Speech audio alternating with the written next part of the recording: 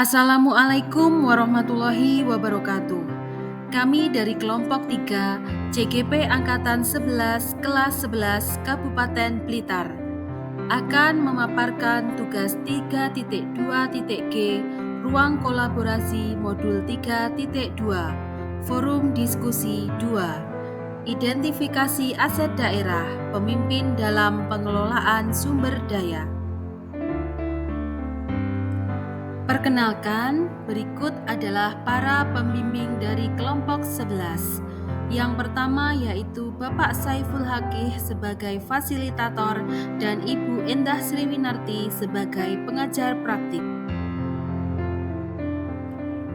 Adapun anggota kelompok 3, 1. Ervia Retnaning, 2. Santi Wijayanti, 3. Dita Ailvin Eka Pratiwi. Tujuan pembelajaran khusus, CGP dapat mengidentifikasi berbagai sumber daya di daerah untuk sekolahnya dan strategi pemanfaatannya secara efektif. Sebagai sebuah komunitas, sekolah dapat memanfaatkan sumber daya yang dimilikinya sama seperti komunitas pada umumnya. Pemanfaatan sumber daya yang dimiliki sekolah dapat memanfaatkan konsep yang digunakan pada pendekatan pengembangan komunitas berbasis aset. Berikut adalah 7 modal utama aset sekolah. 1. Modal manusia, 2. Modal sosial, 3. Modal politik, 4. Modal agama dan budaya, 5. Modal fisik, 6. Modal lingkungan alam, 7. Modal finansial.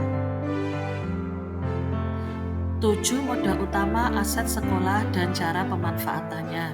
Yang pertama, modal manusia, lingkungan sekolah. 1. Pengawas sekolah, 2. Kepala sekolah, 3. Tenaga pendidik dan kependidikan, 4. Murid, 5. Wali murid atau paguyuban, 6. Komite sekolah. Cara pemanfaatannya, yang pertama, kepala sekolah dan stakeholder terkait membuat kebijakan melalui perencanaan, pengelolaan, evaluasi, dan pengembangannya. Yang kedua, guru yang berpendidikan S1 bersertifikasi menjadi calon guru penggerak melakukan kegiatan KKG sebagai aksi nyata untuk mewujudkan sekolah yang berpihak kepada murid. Yang ketiga, murid dengan keunikannya dapat mengembangkan bakat minatnya baik secara akademik maupun non-akademik melalui program sekolah yang telah disepakati. Yang keempat, kerjasama dengan wali murid atau paguyuban dalam kegiatan seperti kerja bakti, ulang tahun sekolah, narasumber dalam pembelajaran, dan lain-lainnya. Yang kelima, komite sekolah dengan berbagai program yang mendukung visi misi sekolah untuk meningkatkan kualitas pendidikan. 7 modal utama aset sekolah dan cara pemanfaatannya. Modal manusia lingkungan masyarakat. 1. Kepala desa dan perangkat desa, 2. Kapolsek beserta jajarannya, 3. dan ramil beserta jajarannya, 4. Camat, 5. Dinas Catatan Sipil, 6. Pemuka agama, 7. Polindes. Cara pemanfaatannya, yang pertama, bekerja sama dengan perangkat desa dan catatan sipil untuk membantu pendataan murid dan hal-hal yang berkaitan dengan kependudukan seperti akte kelahiran, kartu keluarga, surat keterangan, pengurusan persyaratan bantuan siswa kurang mampu. Yang kedua, pemberian bantuan berupa informasi yang berhubungan dengan pendidikan, sekolah ramah anak, anti bullying, pendidikan anti narkoba, kesehatan, dan lain-lain. Yang ketiga, fasilitas kesehatan bagi siswa, guru, dan warga sekolah. Yang keempat, kerjasama untuk pembelajaran atau sebagai narasumber. 7 modal utama aset sekolah dan cara pemanfaatannya. Modal manusia, kecakapan. Yang pertama, pengusaha aneka macam keripik, 2. pengusaha kue kering. 3. Rumah produksi jamu tradisional. 4. Pengusaha minuman herbal. 5. Grup jaranan. 6. Hadroh. Cara pemanfaatannya, yang pertama sebagai narasumber untuk menambah keterampilan dan mengasah bakat dan minat murid. Yang kedua sebagai pembina ekstrakurikuler. 7. Modal utama aset sekolah dan cara pemanfaatannya. Modal sosial. Yang pertama, status sekolah negeri. 2. Kerjasama yang baik dengan berbagai instansi. 3. Koramil dan Polsek untuk melayani ketertiban dan keagamaan ketika ada kegiatan. Yang keempat, TK sekitar untuk mensukseskan program PPDB. Cara pemanfaatannya, yang pertama, membuat MOU dengan pihak terkait sebagai pendukung kegiatan yang dilakukan di sekolah. Yang kedua, kerjasama tentang kesehatan melalui informasi dan pelaksanaan BIAS, PIN, vaksin polio. 7. Modal utama aset sekolah dan cara pemanfaatannya. 3. Modal politik. 1. Status sekolah negeri. 2. Kerjasama yang baik dengan berbagai instansi. 3. Koramil dan Polsek. 4. TK sekitar. 5. Kantor pos. Cara pemanfaatannya, yang pertama, status sekolah dapat dimanfaatkan sebagai promosi dengan berbagai keberhasilan yang pernah diraih. Yang kedua, kerjasama dengan berbagai instansi, contohnya Koramil dan Polsek untuk menjaga ketertiban dan keamanan ketika ada kegiatan. Kerjasama dengan TK sekitar untuk mensukseskan PPDB. Kerjasama dengan kantor pos dalam pelayanan pembayaran listrik.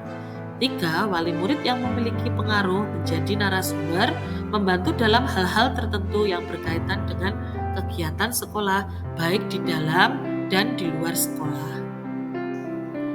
7. Modal utama aset sekolah dan cara pemanfaatannya. Yang keempat, modal agama dan budaya. Pertama, Madin. 2. Tokoh agama di sekitar sekolah. 3. Kesenian hadroh. 4. Kesenian tari atau jaranan. 5. Tempat wisata Candi Kotes dan Bendungan Serut. Cara pemanfaatannya, Madin bekerja sama dengan Madin atau TPH setempat untuk mendukung program sekolah Saknajine. 2. Tokoh agama yang ada di sekitar sekolah akan menjadi teladan dan dapat menjadi narasumber pada kegiatan keagamaan di sekolah. 3. Kesenian rebana atau hadroh digunakan sebagai alat untuk melestarikan budaya daerah dan memperkenalkan budaya daerah atau kearifan lokal. 4. Kesenian tari jaranan untuk melestarikan dan mengenalkan budaya daerah. 5. Tempat wisata Candi Kotes sebagai sarana pengenalan budaya dan peninggalan bersejarah sumber belajar, serta Bendungan Serut sebagai sarana edukasi dan pariwisata. 7. Modal utama aset sekolah dan cara pemanfaatannya.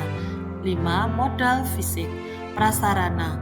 1. Laptop atau Chromebook. 2. Alat peraga. 3. Buku literatur. 4. LCD proyektor.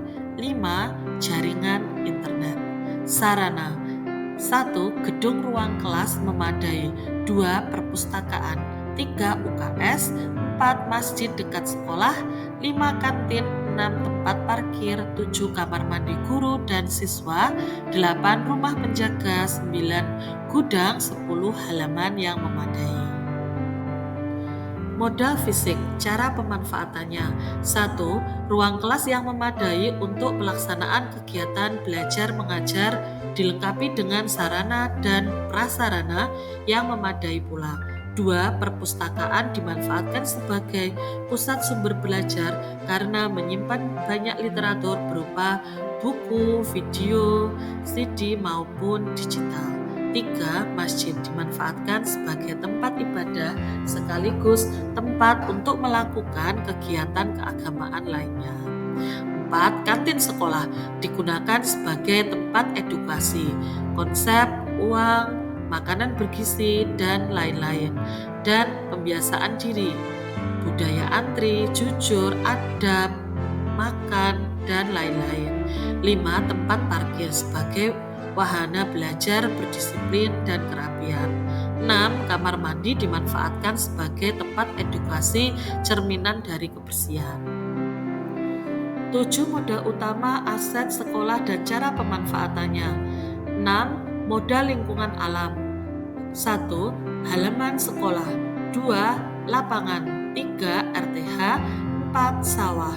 Cara pemanfaatannya. 1. Halaman sekolah sebagai tempat bermain upacara bendera dan senam pagi. 2. Lapangan sebagai tempat belajar mengajar olahraga. 3. Halaman sekolah, lapangan, RTH, sawah dimanfaatkan sebagai sarana dan prasarana edukasi bagi murid. 7. Modal utama aset sekolah dan cara pemanfaatannya. 7. Modal finansial. 1. Dana bos. 2. Laba dari kantin. 3. Jumat amal. Cara pemanfaatannya. 1. Dana bos sebagai sumber dana operasional di sekolah dan kegiatan sekolah. 2. Laba dari kantin sekolah digunakan untuk membiayai kegiatan yang tidak bisa didanai oleh bos. 3. Jumat amal digunakan untuk mendanai kegiatan keagamaan, kemanusiaan, dan kegiatan sosial lainnya. Demikian paparan dari kami. Terima kasih. Wassalamualaikum warahmatullahi wabarakatuh.